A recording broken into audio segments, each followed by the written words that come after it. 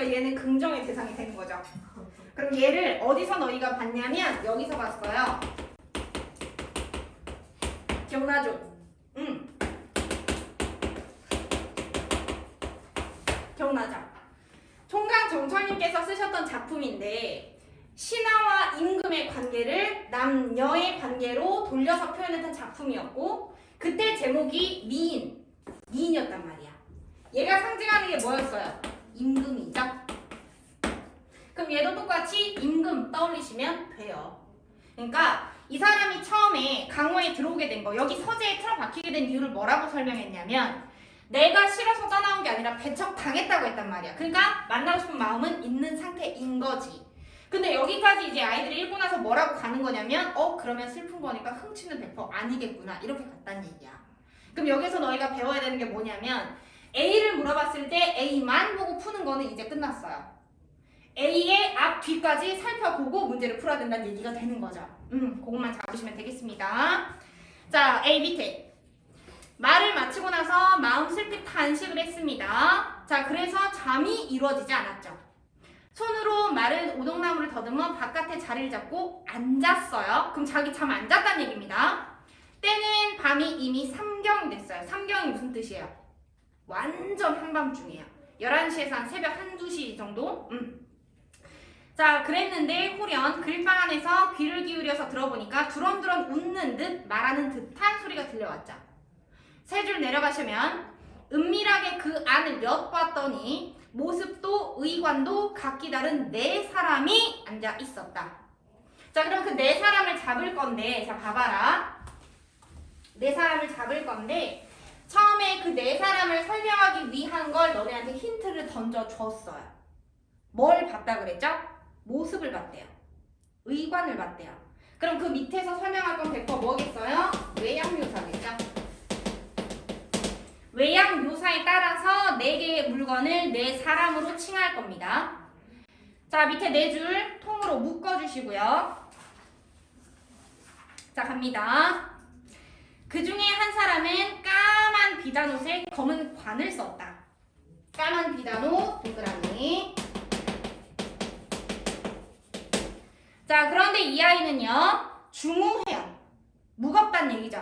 움직임이 없단 얘기예요. 꾸밈도 없었고요. 가장 연장자였다.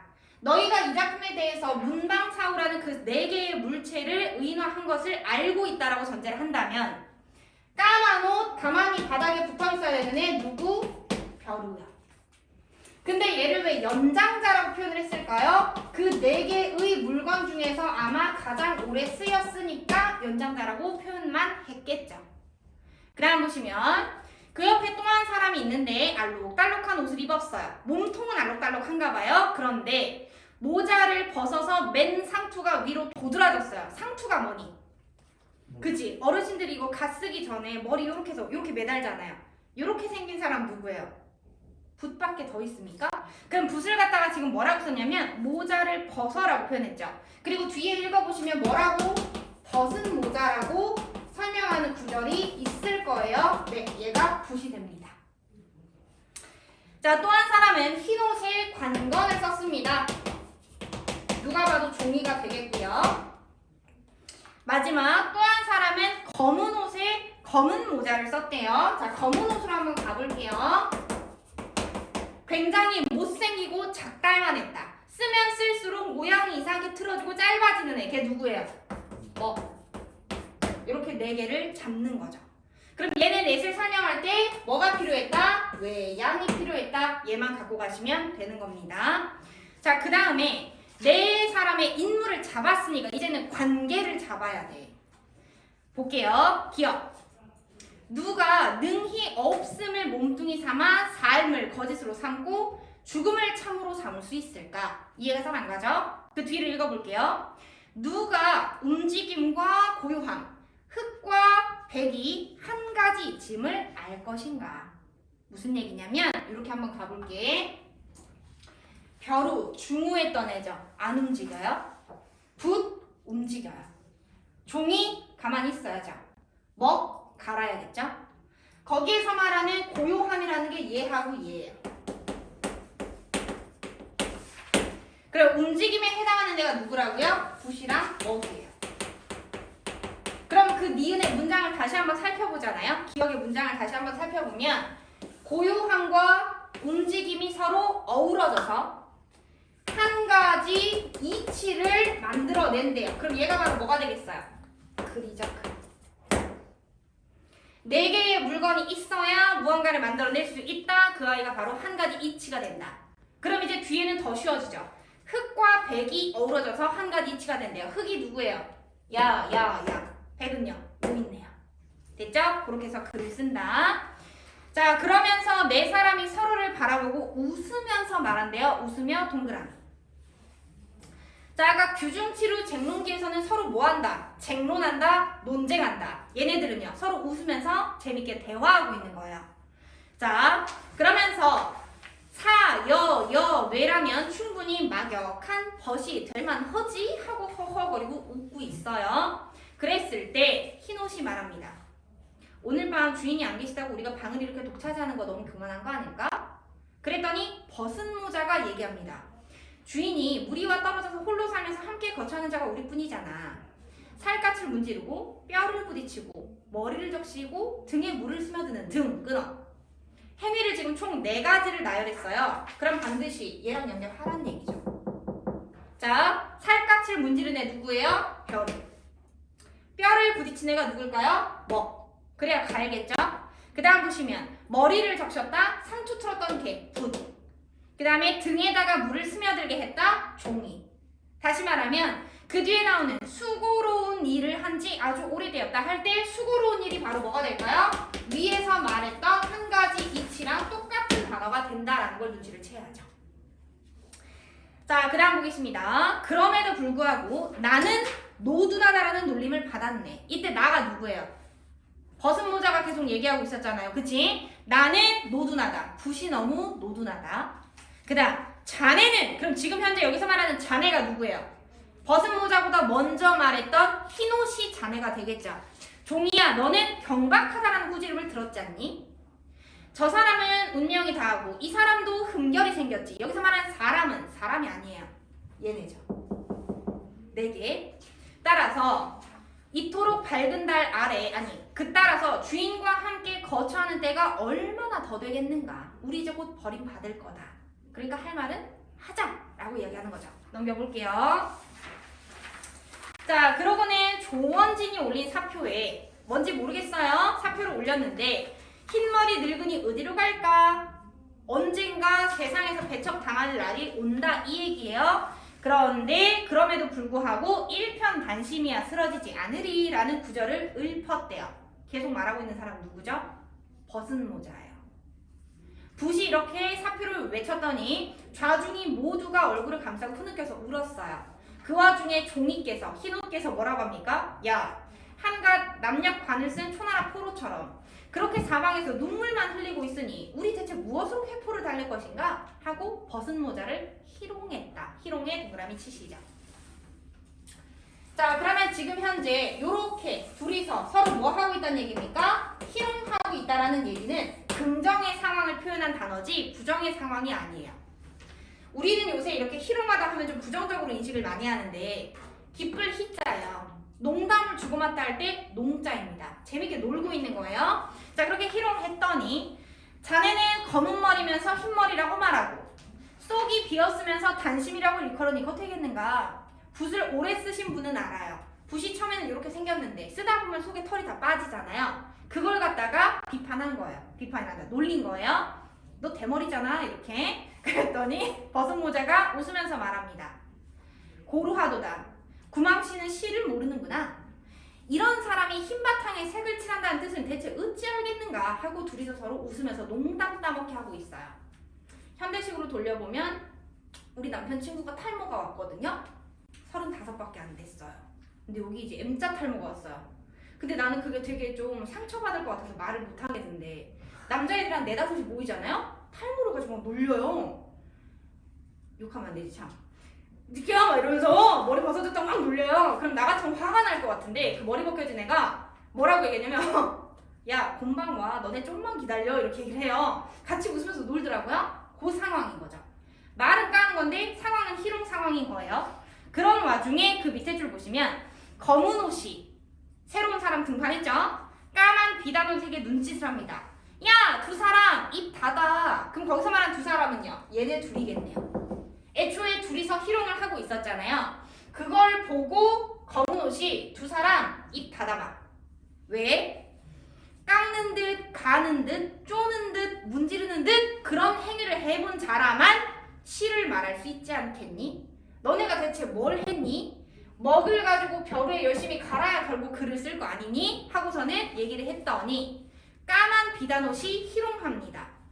이렇게 편먹나 싶었는데 까만 비단옷이 다시 얘를 희롱해요. 뭐라고 희롱하냐면 야, 다른 산의 돌이라도 내가 옥을 다듬을 수 있다는 소리는 들었는데 먹을 다듬는다는 말은 못 들었는데 무슨 얘기냐면 위에 줄에서 까는 듯 가는 듯 쪼는 듯 문지르는 듯 이게 사자성어 중에 절차탕마에 관련된 그 내용을 갖다가 쓴 거거든요. 그 아무리 다른 산에 있는 거여도 갖다가 갈면 옥을 만들 수 있다 이렇게 얘기를 하는 그 사자성어인데 얘는 사실 돌멩이가 아니라 먹이잖아요. 한낱 먹이 자기가 마치 대단한 돌이 된 것마냥 얘기하니까 까만 비단옷이 웃는 거야. 네가 뭐 옥이냐? 이렇게 얘기했어요. 그랬더니 밑에서 검은 옷이 맞네? 나 옥 아니네? 하면서 같이 또 웃는 거야. 굉장히 긍정적이죠. 그렇게 서로 희롱을 하고 나서 중요한 부분 줄거리 밑에 보시면 선비가 방 안에 혼자 누웠으나 말똥말똥 잠을 이룰 수가 없었다. 밑줄 한번 쳐볼게요. 자, 방금 뭐라고 얘기했다고요?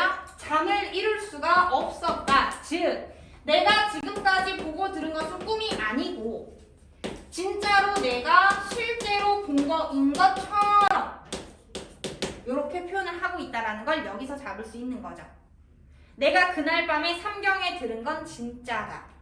그렇게 들었었는데 만났던 일을 뒤미쳐 생각하니 거의 알듯도 한데 해가 이미 창문을 비추고 있었다. 아침이 됐다는 얘기죠. 시동이 이상하게 여겨와서 여쭈기를 오늘은 어찌 늦게 일어나셨네요 하니 선비가 답하기를 간밤에 달이 너무 밝아서 시를 읊조리면서 정을 풀다 보니 아침이 돼서야 곤하게 잠이 들었단다. 다시 말하면 나 밤에 안 잤어. 그걸 몰라서 지금 묻는 것이냐 하고 나서 방 안에 있는 4개의 물건을 살펴봤더니 옛날부터 소장하던 도기벼루는 바람벽 흙덩이 때문에 떨어져서 깨졌고 한자로 있던 붓은 붓대갈로 딸록한 대나무였지만 머리값이 없었고 낡아서 글씨 쓰기에는 이미 적당하지 않았죠. 하나 있는 먹은 갈지 않고 남은 부분이 책 손끝 마디만큼도 되지 않았고 종이는 며칠 전 시동이 여기 투박한 당나무 종이가 있네요. 장독 뚜껑을 좀 덮을게요 라면서 쓰던 그런 종이밖에 없었다. 그래서 마지막 미음. 이로써 모든 것이 분명하게 이해가 되었다. 뭐가 이해가 된 걸까요? 얘네 넷이서 간밤에 그런 대화를 나눈 이유를 나는 이제 이해를 하게 된 거예요. 그래서 즉시 종이로 싸서 나머지 세 물건을 싸서 으슥한 곳에 버리면서 묻으면서 글을 지어서 제사를 지내주었다. 예의를 갖추어 주었다. 이렇게 해석하시면 되겠죠. 자, 그럼 1번 문제 다시 보시면 자, 동그라미 1번 나무 찍어내는 소리만 들렸어요. 서재는 고즈넉했다. 그 뒤에 보시면 이웃과 교류하지 않았다. 예스. 고독이랑 죄다 연결되죠. 2번 술잔을 기울이다가 멈춰도 그 앞에 사람이 없었다. 그래서 뒤에 구절 뜰을 거닐며 혼자 읊조렸다. 가능. 3번 아까 말한 대로 흥취 가능. 4번 먼지조차 일지 않았다. 문을 닫아 걸고 왕래를 끊었다. 찾아오는 이가 전혀 없었다. 다 맞는 말이네. 그럼 답은 5번인데 잘 보시면 봉황을 새긴 누각을 떠나왔다라고는 얘기했으나 이유는 얘기 안 했고 세상으로부터 배척당했다라고 얘기는 했으나 그 과정을 설명한 부분은 없지요. 따라서 5번을 제끼시면 됩니다. 자, 9페이지 밑에 보기를 보시면 자, 첫 번째 줄 봐요. 몽환적 액자 구성이라는 점에서 목유록과 유사하지만 목유록은 아니고 문방사우를 의인화는 했지만 일대기를 그려낸 건 아니라서 가전체도 아니고 물괴를 마치 인간 의인화해서 표현을 해서 전기적 요소는 보이지만 애정 중심으로 하는 기존 전기소설과는 또 다르고 그러면 위에 1문단에서는 뭘 설명한 거예요? 기존의 작품들과의 차이점을 설명한 거예요. 그래놓고 두 번째 문단에서 이 작품만의 특징을 나열을 해놨어요. 그럼 여기 키워드를 잘 잡으시면 되는 거죠. 전체 서사에서 인물 간의 갈등이 크게 두드러지지 않는다. 갈등 제끼시고. 관찰을 통해서 알아간다. 관찰 동그라미. 만남과 소통을 통해 만남 소통 동그라미. 진정한 사귐으로 나아간다. 진실된 사귐 동그라미. 아끼던 사람과 이별할 거다. 이별의 체크. 그런 깨달음이 나온다. 깨달음의 체크. 됐죠? 자, 그러면 넘기시고 3번 문제부터 풀 겁니다. 보기에 나와 있는 단어들을 사용한 문제가 3번이라서 그래요. 정답은 3번인데 자, 읽어볼게요. 좌절감에 빠져있던 이들이 끊어보세요. 그까지는 가능합니다.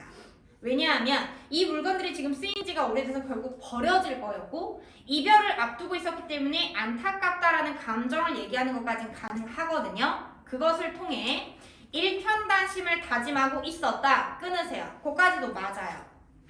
처음에 앞부분에서 벗은 모자가 단심이야 변할 줄이시랴 라면서 조원진의 사표를 읊었었단 말이죠. 그럼 그까지는 맞는데 물괴라는 기이한 존재들의 대화 속에서 문제 해결 방안을 찾아냈다? 해결 방안이 안 나오죠.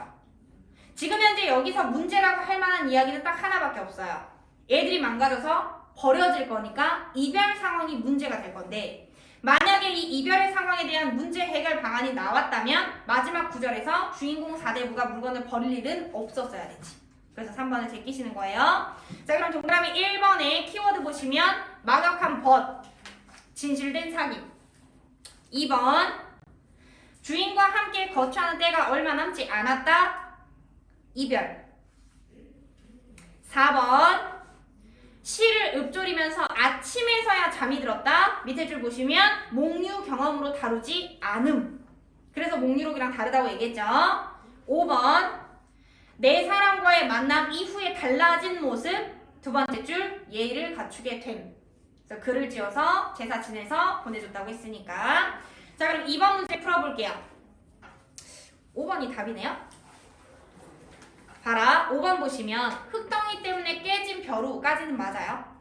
그 뒤에 까만 비단 옷이 주인으로부터 경박하다라는 소지름을 들었다. 경박이란 단어가 어느 구절에서 나왔었냐면 벗은 모자랑 흰 옷이랑 둘이서 대화할 때 나왔단 말이야. 다시 말하면 경박이란 단어가 종이건지는 몰랐다 칩시다. 얘는 아직 등판을 안 했단 말이죠. 그럼 얘를 갖다 연결하시는 건 애초에 틀린 거다. 이렇게 가십니다. 자, 4번 문제의 정답은 3번이 되겠네요. 키워드 보시면 희롱이라는 단어 보이죠? 그 다음에 뒤에 유희라는 단어가 눈에 띄네요. 서로 웃으면서 농담을 던졌다. 이렇게 가시면 됩니다. 다 맞으신 분 혹시 손? 좋아요. 자, 2주차 작품 갑시다.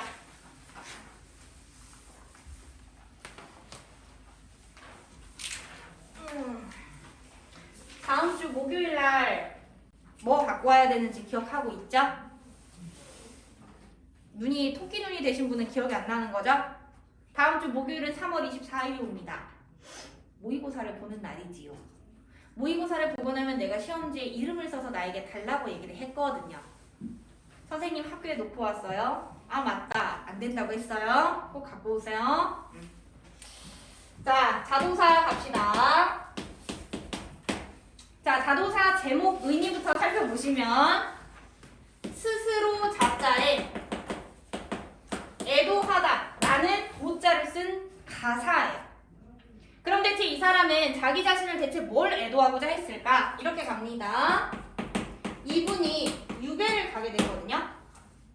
유배를 갔다는 얘기는 신하로서 자신이 모시는 임금과 떨어진 상황이 되는 거예요. 얘를 갖다가 남녀의 관계로 돌려서 마치 남자와 여자가 이별한 것처럼 돌려서 표현을 하고 있어요. 결국은 다시 만날 수는 없었겠죠. 작품 내에서는. 왜냐면 도자를 썼으니까. 이해됐을까요? 자, 내용은 이렇습니다.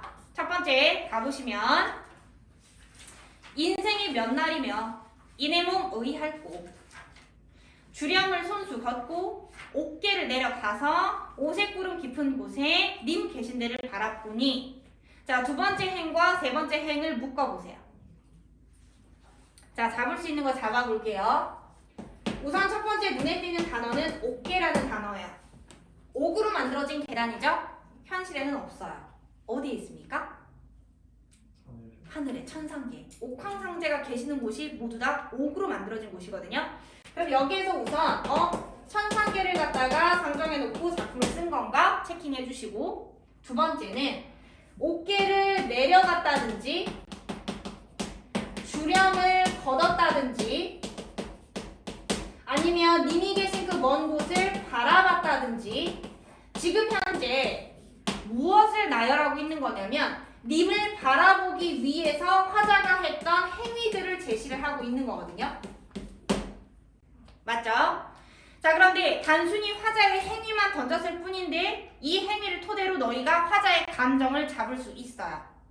이렇게까지 해야 되는 이유가 뭐예요? 내 곁에 님이 없는 거 눈치챌 수 있겠죠?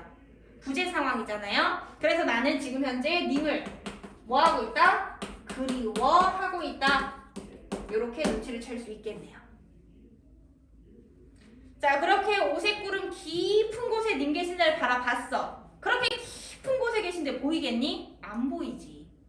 그래서 그 밑에 줄 보시면 안개문에 구름창이 님 계신 곳을 가렸구나. 자, 서술어를 보시면 먼저 가려졌다니까 못 봤다는 얘기잖아요. 맞죠? 그러면 여기서 말하는 구름창과 안개문도 100% 세모가 돼야겠죠. 그럼 얘네를 뭘로 해석해내시면 됩니까? 님과 나 사이의 장애물 또는 님과 나 사이의 방해물, 이렇게 해석하시면 되겠네요. 안 보여요? 자, 그 다음 계속 읽어볼게요. 인연이 없지 않아 하늘이 아셨는가. 외로운 청란으로 광안궁에 날아올라 광안궁에 내목한. 자, 다른 작품에서 이런 단어 본 적 있어요, 너네. 광한병에 올라. 정자로 읽으시면 되는 거고요. 광한루에 올라. 누각을 얘기하는 거예요. 지금 현재는 광한궁으로 날아 올라갔다고 얘기했어요. 요 단어들이 나오면 죄다 천상계로 해석하시면 돼요. 천상계에 누가 계시는 공간이냐면 옥황상제가 사는 공간, 이렇게 생각하시면 됩니다. 됐을까요? 자, 그래서 나는 결국 옥황상제 곁으로 가게 됐었다, 이렇게 얘기를 하고 있는 거죠. 광안궁에 날아올라서 귀로는 들었었지만 그동안 못 배웠었던 님의 그 첫낯을 잠깐 뵀다. 벼슬을 잠깐 했다는 얘기겠죠. 그치? 드디어 궁궐에 올라가서 임금을 봤는데 내 님은 이뿐이라서 그때의 그 반갑기를 가늠이나 하겠는가. 나 진짜 반가웠다. 그 다음 볼게요. 이렇게 뵙고 또다시 뵐 일을 생각을 했거든요. 다시 볼 수 있겠거니 했는데 웬걸 3,000명의 미인들이 아침 저녁 모시고 궁궐에 있는 고운 여인들이 좌우에 버려져 있지요. 그래서 나의 이 수줍은 빛바랜 화장을 대체 어디 가서 자랑할 수 있겠느냐. 자, 이렇게 한번 가볼까요? 수줍은 빛바랜 화장을 어디 가서 자랑할까요? 다시 말하면 여기에서 이야기를 하고 있는 사람 진짜 여성 화자 맞구나. 확인 끝났어요. 자, 그럼 이 여인이 자기 자신을 누구랑 대비를 하고 있는 거냐면 수많은 미인들이 3,000명이나 깔려있고요. 그 다음에 좌우로 고운 여인들이 쫙 버려져 있어요. 임금님 눈에 나처럼 수줍은 빛바랜 화장 안에 눈에 안 들어온다, 이 얘기죠. 그럼 얘를 동그라미로 생각을 해보시면 여기는 대목한이 되겠네요. 나와 대조되는 아이들. 그래서 그냥 일반적으로 생각을 해보면 3,000명이나 되는 수많은 미인들, 뭐 하급 관리 정도, 수많은 신하 정도. 그러면 실제로 옥황상제 옆에, 임금 옆에 좌우로 쫙 버려져 있는 고운 여인들, 걔네가 누굴까요?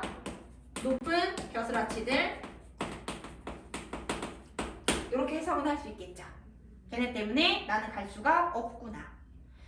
그래서 그 밑에 줄도 똑같이 해석하시면 되겠네요. 탐탁치 않은 이 태도를 대체 누구에게 자랑할까? 자랑할 곳이 없다는 얘기죠. 굳이 서리법까지 써가면서 강조하고 있는 거니까 잘 잡으셔야 되는 거예요. 그 다음 줄. 그래서 나는 난간에서 피눈물을 소매로 훔쳤다. 피눈물의 세모칸. 어디서 봤는데 실제로 사람이 피눈물을 흘리는 게 가능하대요. 종교적으로 얘기하는 게 아니고 내가 좋아하는 미스터리 얘기하는 거 아니고 실제로 피눈물이 나는데 언제 나냐면 사람이 눈물을 흘리잖아요. 눈물 먹어봤어요? 먹어봤어야 돼요. 정상이에요. 그러면 짭짤해. 근데 기쁠 때 우는 눈물은 덜 짜대요. 슬플 때 우는 눈물이 소금 농도가 많대요. 그 소금 결정이 뾰족뾰족하잖아요. 걔가 눈물샘을 긁으면서 내려온다네. 그래서 아침부터 저녁까지 계속 울잖아요. 눈물샘에 상처가 나서 피가 나는데요. 그럼 그렇게까지 울 수밖에 없었던 이유를 생각을 해보자는 거야. 단순 그리움일까? 아닐 것 같지 않아요? 얘를 얘기했으니까. 내가 임금 옆에 가야 되는데 내가 못 가는 이유는 내가 단순히 모자라서라기보다는 얘네 때문에 못 가고 있는 거야. 근데 그거를 그놈의 옥황상제님은 모르고 있는 것 같단 말이지. 그래서 피눈물이 나죠. 그럼 얘는 뭐로 해석합니까? 원망.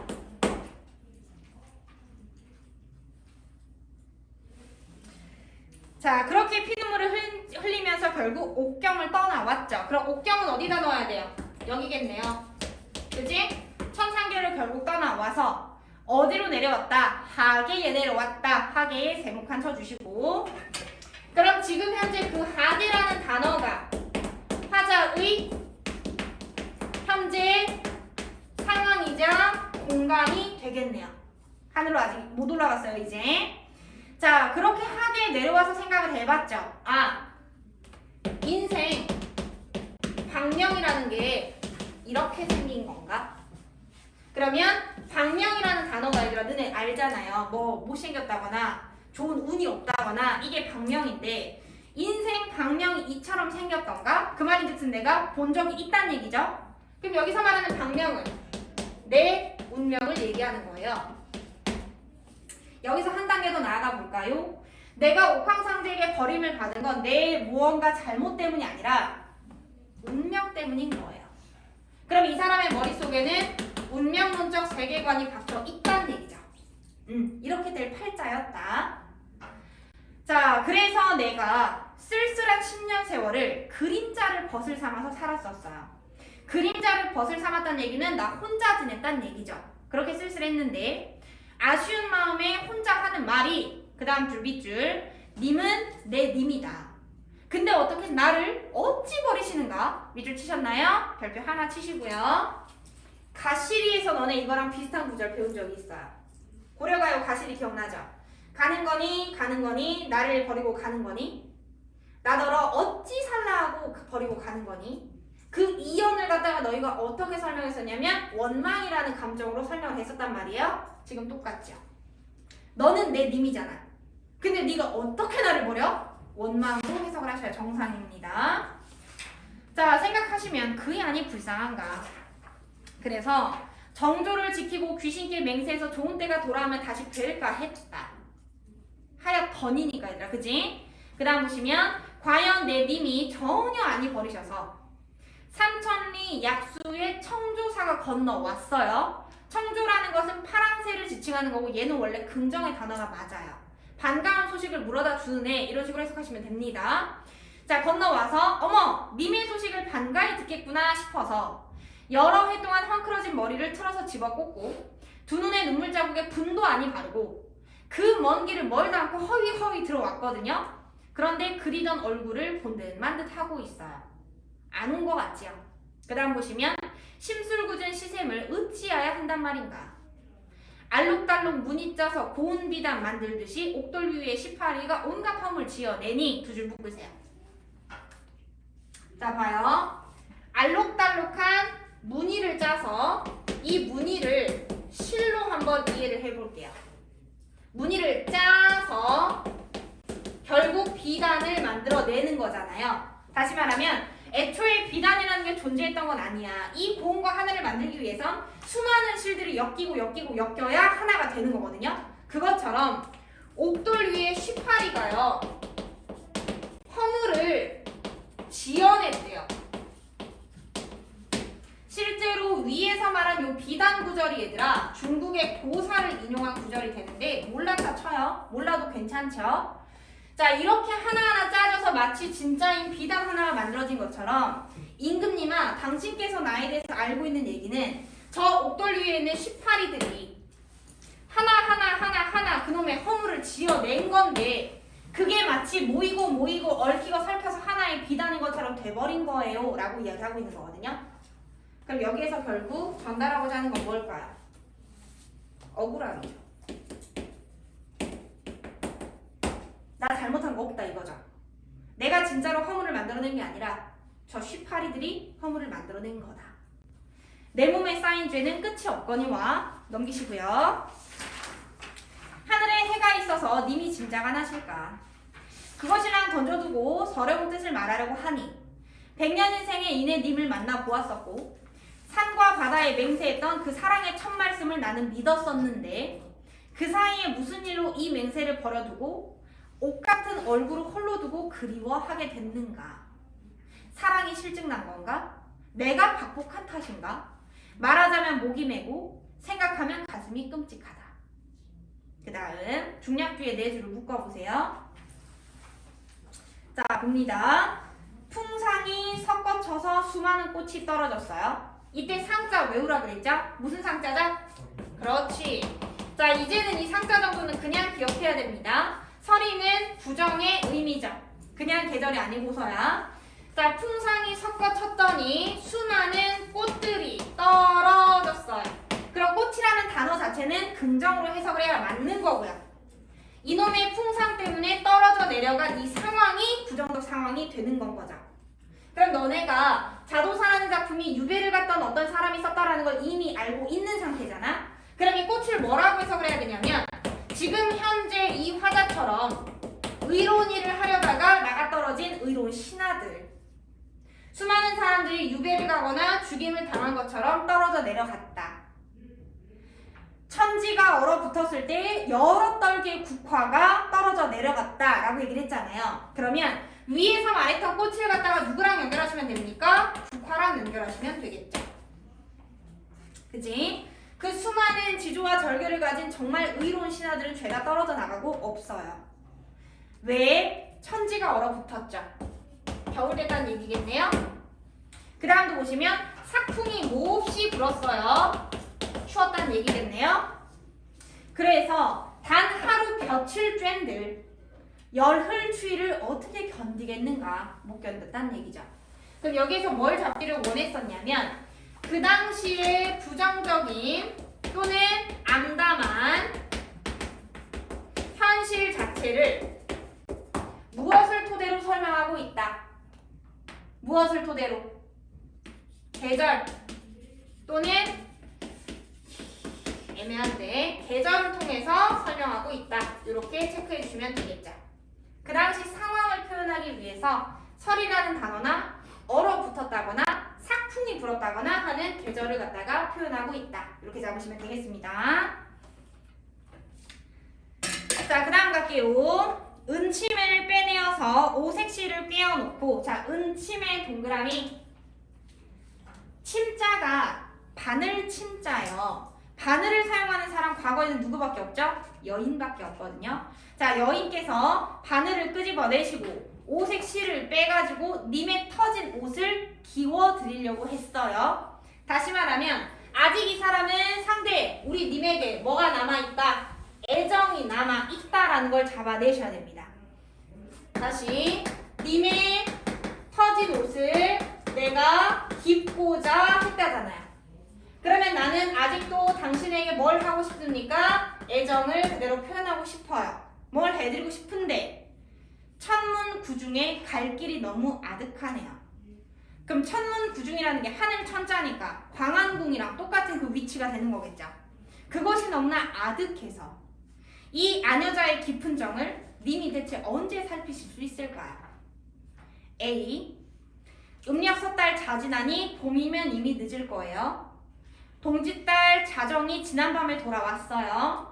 집집마다 대문을 차례대로 연다고 합디다. 그런데 나는 밑줄 자물쇠를 굳게 잠가서 침실을 닫아버렸어요. 자, 그러면 그 부분은 두 가지로 해석을 할 수 있다고 나는 생각해요. 첫 번째는 앞에 구절에서 어떤 내용이 나왔었냐면 지조와 뭐 정조를 지켰다라는 구절이 나왔었거든요. 임금님, 나는 여전히 당신을 향한 이 마음 계속 간직하고 있어. 그래서 마음을 굳게 닫고 나 자신을 잘 지키고 있었어. 정절을 중시한다. 두 번째는요. 다른 사람들과 왕래하고 싶지 않죠. 지금 현재 나의 상황이 어떠니까? 굉장히 서럽고 억울하거든요. 그래서 단절 상태로 나는 지내고 있어요. 두 가지로 해석이 가능합니다. 자, 그렇게 자물쇠를 잠가버렸으니 눈 위에 서리가 얼마나 녹았는지, 뜰 가에 매화가 몇 봉우리나 피었는지 알 수 없대요. 다시 눈 위에 서리가 녹았는지, 뜰 가에 매화가 피었는지 나는 알지 못하는 상태죠. 다시 말하면 이 구절을 토대로 독자 또한 계절의 흐름이 내포되어 있어요. 이런 말이 나오면 틀렸다라고 가지는 게 맞아요. 무슨 얘기냐면 정말 단순히 화자가 나 시간이 얼마나 지났는지 모르겠어요 라는 걸 드러내기 위해서 이 단어를 갖고 온 거야. 작년 가을이 지나고 겨울이 지나고 봄이 왔어요 라는 계절의 흐름을 표현하려고 이 단어를 갖고 온 건 아니란 얘기죠. 됐을까요? 그럼 여기서도 뭐라고 해석하시면 됩니까? 세상과의 단절, 얘를 갖다가 끄집고 오시면 끝난다는 얘기입니다. 자, 그래서 나는요, 간장이 다 썩어서 넋조차 그쳤고요. 천줄기 눈물은 피가 되어서 솟아나고 있죠. 반벽 청등은 빛조차 어두워요. 밑줄 한번 쳐볼게요. 자, 너네 이거 규원가 할 때 내가 설명해 줬었을 거예요. 청등이라는 거는 한밤중에 우리 집에 찾아오는 손님들을 위해서 파란색 등을 켜놓는 거라고 얘기를 했는데 요새는 요거지만 옛날에는 촛불이죠. 초를 안에다가 넣어놓고 청색 한지를 붙인 거예요. 근데 그 청등이 어둡다라는 이야기는 내가 불을 껐다는 얘기가 아니고요. 처음에는 초가 이만했을 거예요. 오랜 시간 탔겠죠. 그 시간 동안 계속해서 님은 오지 않았다를 표현하는 거거든요. 그러면 그 구절에서는 뭘 잡으시는 거냐면 나 여전히 너를 기다리는 중이고 나 여전히 너를 그리워하는 중이야. 그런데 너는 왜 안 와? 이렇게 해서 가시면 되겠죠.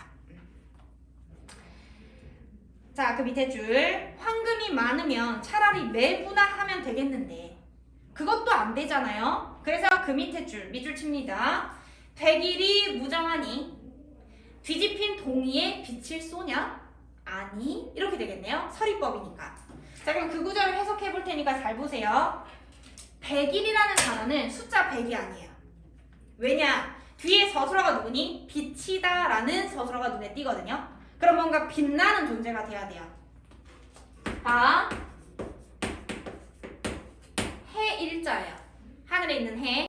근데 백일이라고 하면 하얀색 해를 지칭하는 거고요.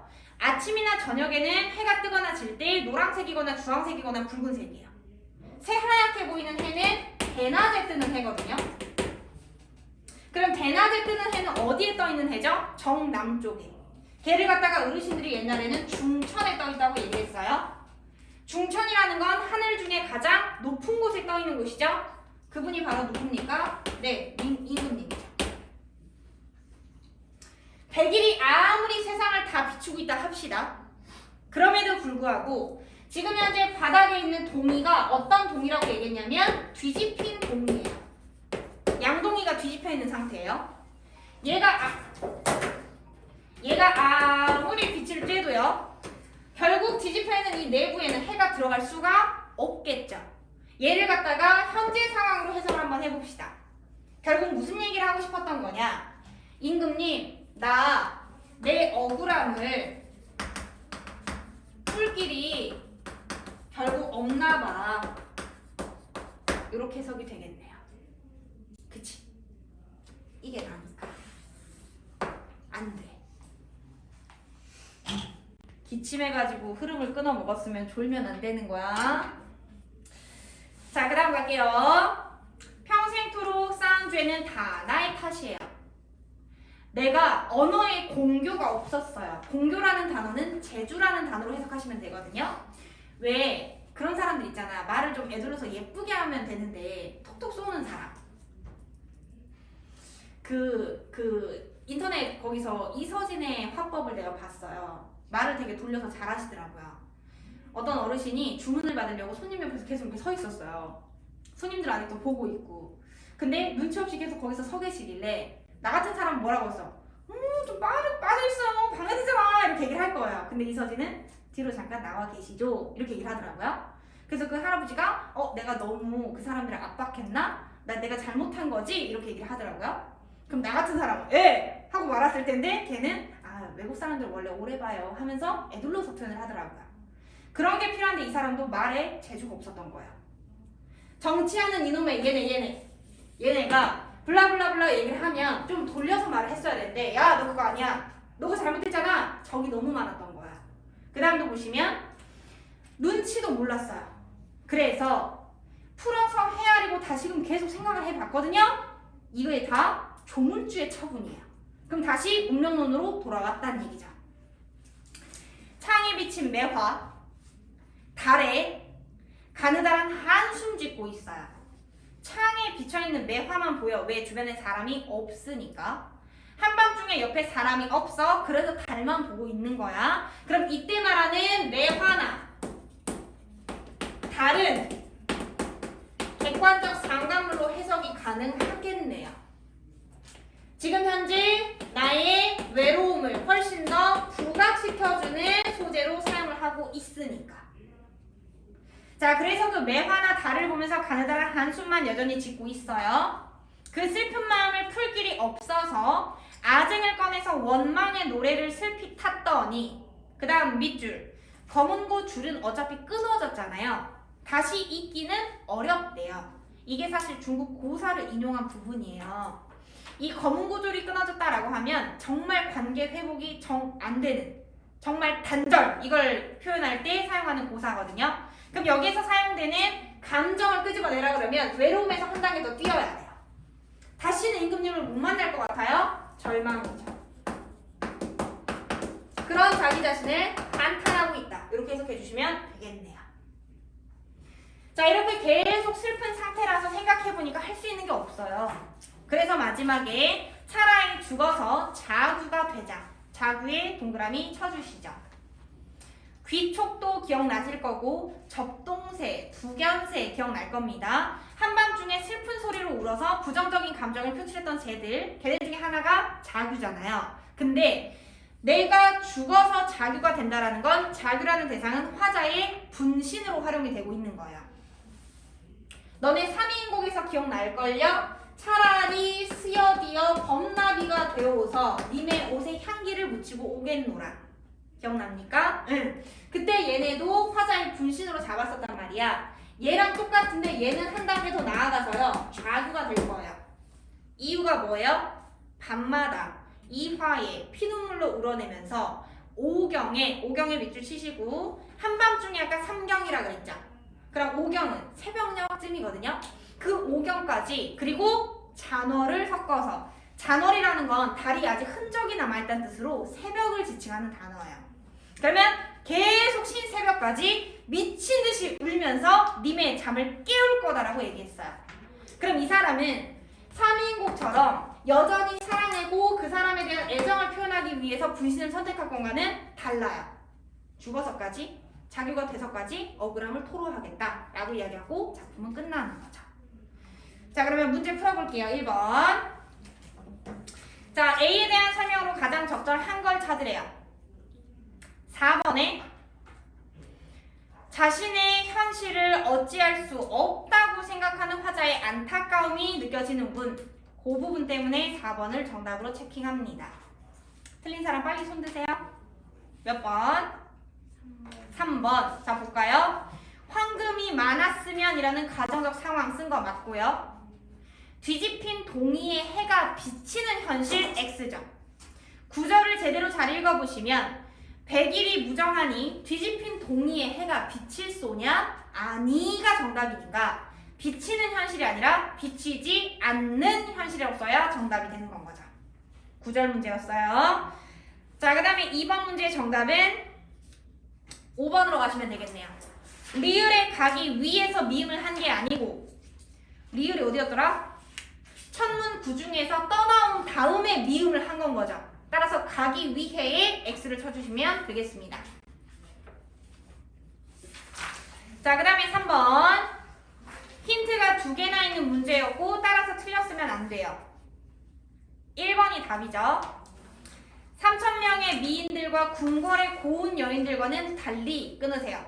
거기까지 맞았습니다.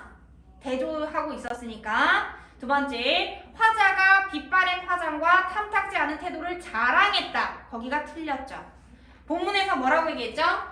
그런 빛바랜 화장을 자랑하지 못한다 라고 얘기를 했거든요. 그럼 본문 내용에 의거하면 틀렸어요. 두 번째는요. 보기 활용해도 틀렸어요. 보기의 두 번째 줄 보세요. 조우인의 시에 광해군에 대한 불경스러운 마음이 드러났다라고 모함을 받은 다음에 3년 동안 옥고를 치르면서 자도사를 쓴 거거든요. 그러면 자도사 내부에 불경스러운 마음이 있다고 모함을 받았다는 건 시간의 흐름상 맞지 않죠. 그래서 1번 제끼셔도 괜찮아요. 다 맞은 자? 좋아요. 자, 17페이지에 있는 2개의 시 18페이지까지 너무 쉬워서 입으로 설명 블라블라 할 겁니다. 자, 갑니다. 박두진님, 일제강점기 때 시를 쓰셨던 분인데 너네 수능 특강에 뭐라고 나오냐면 시대상을 반영해서 해석하는 것도 물론 필요하지만 시대를 고려하지 않고도 충분히 해석할 수 있는 것이 현대시다 라고 나오거든요. 그럼 있는 그대로 해석해보란 얘기야. 한번 해볼게. 도봉이라는 곳이 산을 지칭하는 단어야. 서울에 있는 도봉구에 있는 그 도봉산이에요. 그 산이 어떤 산이냐면 산새가 날아와서 우짖지 않는 곳. 부정. 그 다음에 두 번째, 구름도 떠나서 오지 않는 곳. 세 번째, 인적이 끊긴 곳. 그래서 기억. 홀로 앉아있는 산에 어스름이 있는 곳. 그럼 어스름이란 단어를 그 저녁쯤에 저물어가는 하강적 이미지라고 해석을 하시면 되거든요. 안 그래도 부정인데 안 그래도 부정이에요. 그렇게 부정적인 상황 속에서 사연 호이 소리 높여서 나는 누구 없소 라고 불러봤대요. 근데 그 울림이 헛되이 빈 골짜기만 돌아왔죠. 그러면 여전히 기억과 니은까지 가는 동안에도 계속해서 공허함, 고독 이런 것들 끄집어낼 수 있겠네요. 그러다 보니까 그 다음 년 결국 산 그늘을 길게 느리면서 붉은 해가 넘어갔어요. 그래서 황혼과 함께, 황혼이라는 단어를 어렵게 생각하지 마시고 저녁이라는 단어로 해석하시면 되거든요. 저녁이 지나고 이어서 별과 밤이 오겠죠. 시간의 경과를 나타낸 거예요. 자, 이렇게 되는 거야. 붉은 해가 넘어갔죠? 그러면 황혼이 찾아오겠죠? 그러면 별과 밤이 찾아오겠죠. 됐니? 그럴 때 생이라는 건 오직 갈수록 쓸쓸하고 사랑이라는 것도 한갓 괴로울 뿐이라는 걸 나는 알아요. 그럼 계속 부정 얘기를 한 거란 말이야. 부정에서 끝나려나 했는데 그 다음 년 보시면 그대를 위해서 나는 이제도 이 긴 밤과 슬픔을 갖는 거예요. 그럼 봐라. 이 긴 밤, 그 다음에 이 슬픔, 얘네는 부정이 맞아요. 근데 내가 이걸 갖는 이유가 뭐래요? 그대를 위해서 갖는 거예요. 그 말인즉슨 지금 현재 이 긴 밤과 슬픔이라는 게 이 사람의 현재 상황을 지칭하는 거잖아요. 이 현재 상황을 이겨내고 나면 미래에 나는 그대를 만날 수 있어요 라는 말로 해석이 된다는 얘기죠. 됐을까요? 그렇지만 디귿, 이 밤을 그대는 나도 모르는 어느 마을에서 쉬고 계시나요? 여전히 아직은 오지는 않은 거죠. 그렇지만 이 아이를 100% 좌절로 해석하면 안 되는 이유가 뭐다? 얘를 위해서 기다린다고 했으니까 버티고 있는 중인 거야. 마찬가지로 뒤에 넘겨보시면 김용택님의 그리운 그 사람이란 시가 나왔는데 이분은 1980년대에 이 시를 쓰셨어요. 그럼 너네 머릿속에 있는 시대상을 떠올려보면 군부 독재 시기죠. 몰랐다 칩시다. 그냥 해석하셔도 돼요. 오늘도 해가 다 저물도록 그리운 그 사람이 보이지 않아요. 그럼 계속 기다렸다는 얘기죠. 언제부턴가 우리가 숨속 깊이 뜨거운 눈물로 숨은 그 사람이 오늘도 보이지 않아요. 반복했네요. 부재 상황을 강조하고 싶은 거죠. 모내기를 한 논 가득 개구리들은 울죠. 저기 저 산은 어둡게 일어나 있어요. 세모칸이네요. 그냥 일어난 게 아니라 어둡게 일어나서 돌아 앉아 있어요. 세모칸. 어깨를 들먹이며 울어요. 세모칸. 보리떼의 들불은 들을 뚫고 치솟아서 들을 밝히고 있는데 근데 그 불길 속에서도 그 사람은 안 보여요. 그러면 똑같이 가는 거죠? 뭐 하고 있는 거예요? 현재 상황은 부정 상황으로 그리고 있는 거예요. 근데 그 다음 언젠가는 이 칙칙한 어둠을 찢으며의 동그라미 눈물 속에 꽃처럼 피어날 저 남산꽃 같은 사람이 올 거다. 그럼 이 사람도 마찬가지로 지금 현재 상황은 부정이지만 미래에 대해서는 뭔가 기대감을 갖고 있는 사람인 거죠. 그런데 마지막 미음을 보시면 똑같이 지금 현재 저물어 있는 이 저문 들길에 그 사람은 아직은 보이지 않는 상태. 이렇게 해석하시면 되겠죠. 자, 1번의 정답은 4번으로 갑시다. 감각적 이미지. 2번에 4번. 의인법은 썼으나 인식 전환은 안 나와요. 계속해서 현실에 대해서 부정적으로 인식한 건 변하지 않았죠. 3번에 5번. 5번을 보시면 그대건 그 사람이건 둘 다 지금 부정적 상황이라는 현재 상황이 동일한 상태예요. 문장을 보시면 그걸로 가려내시면 됩니다. 4번의 정답은 5번. 뭔가를 불러봤다는 얘기는 도피한 게 아니라 뭔가를 해봤다는 얘기를 해석하는 게 맞겠죠. 그렇게 해서 제끼시면 돼요. 자, 그 다음 작품부터 다음 주에 할 거고 3주차 풀어오는 걸 숙제로 하겠습니다. 언니?